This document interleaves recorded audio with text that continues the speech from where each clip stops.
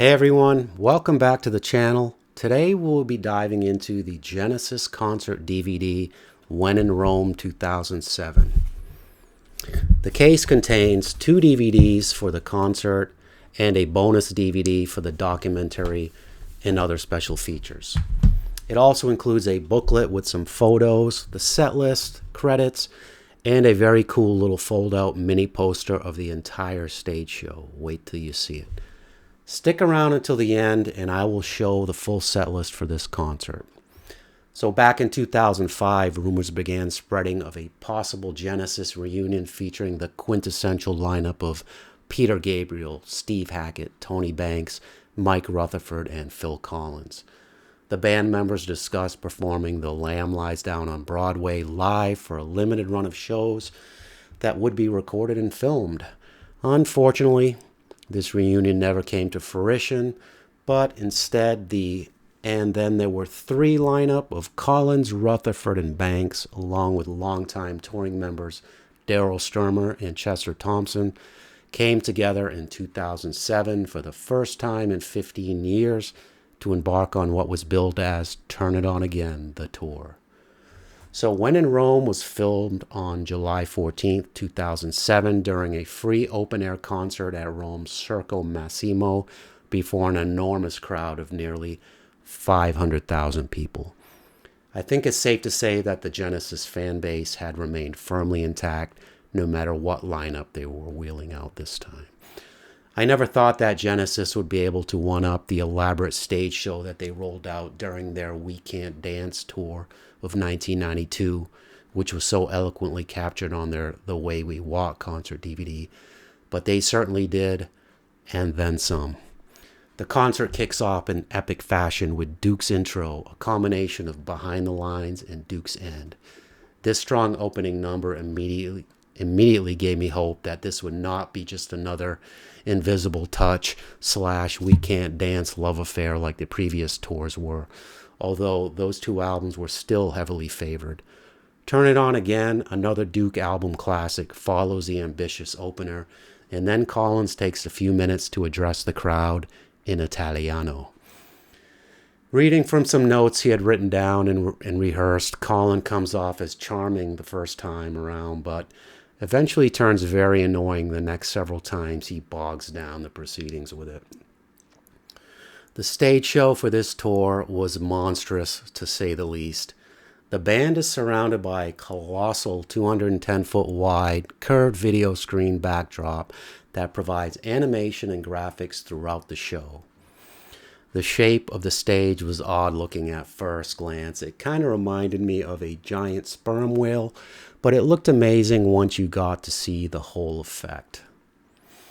Numerous lighting towers are strategically placed all over the stage, and they offer up one of the brightest and most colorful light shows I have ever witnessed, especially for an early 2000s concert. This getup alone would already make most other touring bands envious as hell, but also positioned behind the stage are several more lighting towers that dwarf the ones on stage by a magnitude of about 5. One of the most impressive parts of the show came early on when they played the Gabriel-era classic In the Cage, which also featured excerpts from The Cinema Show and Duke's Travels. I mean, it sounded so incredible that I actually got a little choked up with emotion watching it the first time. Great music always gets me like that, though. The 30-foot tall digital 3D Running Man coming straight at you on the giant screen and then exploding out of the cage into a million pieces also looked pretty damn epic, too. So other than the cage medley, the musical highlight of the show for me had to be the chill-inducing performance of Afterglow from the band's often overlooked Wind and Wuthering album. I had read some complaints about Phil Collins' diminished vocal abilities here, and that some of the songs had to be played in a lower key to compensate. He even jokes about it during one of the extra features called Bring the Pitch Down Like Elton. But he sings his ass off on this song, and I thought he sounded pretty great throughout the concert. It was also great seeing Phil behind the drum kit on several songs too. Not sure if you youngsters realize just how phenomenal Phil Collins was on the drums back in the day. He was amazing. It's no secret that Tony Banks is perhaps my favorite keyboardist of all time, and he certainly cemented his God tier status with me this night. I mean, his mellotron and synth parts during Los Endos are legendary, and this performance was as good as it gets. So whether you are a fan of the Gabriel era of Genesis, the post-Gabriel era, or both eras like myself, this set list should satisfy all customers. You've got some really great older stuff such as I Know What I Like and Firth of Fifth, some excellent mid-period cuts like Ripples and Follow You, Follow Me, along with the best of the later stuff like Mama, Home by the Sea, both parts thankfully, and No Son of Mine.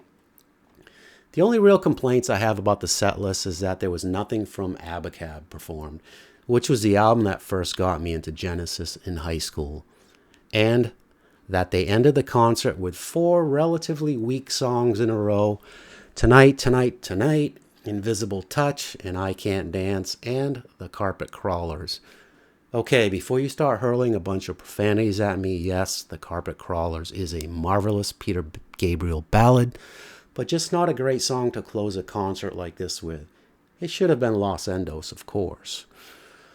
The production quality of this DVD was excellent, especially the DTS and Dolby Digital 5.1 surround audio mixes. The bass was booming yet articulate, and the instruments were clearly defined, and the live concert experience was presented wonderfully via the surround speakers. A great sounding Dolby stereo mix is also included. The widescreen video presentation looked superb and showed only a hint of softness during some of the long shots. Legendary music and concert video director David Mallet does an excellent job of presenting the immense scope of this concert while also capturing the wonderful intimacy of some of the performances.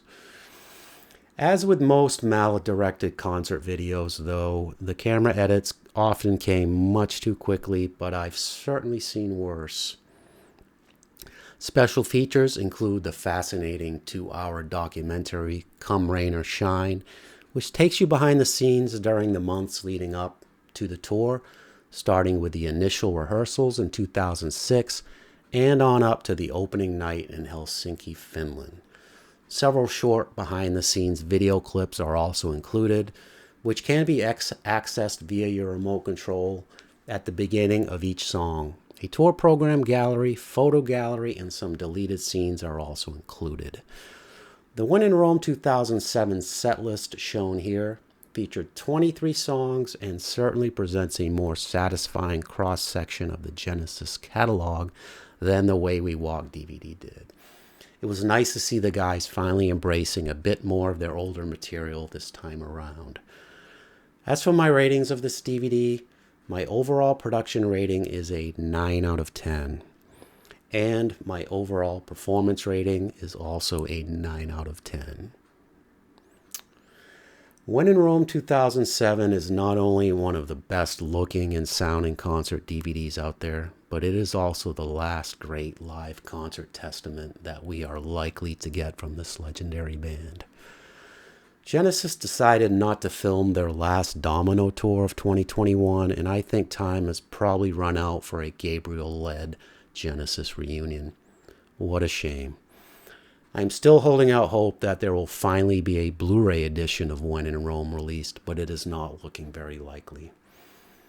All right, that's it for me today. Let me know your thoughts on When in Rome 2007 in the comments, and don't forget to like and subscribe for more. Catch you next time.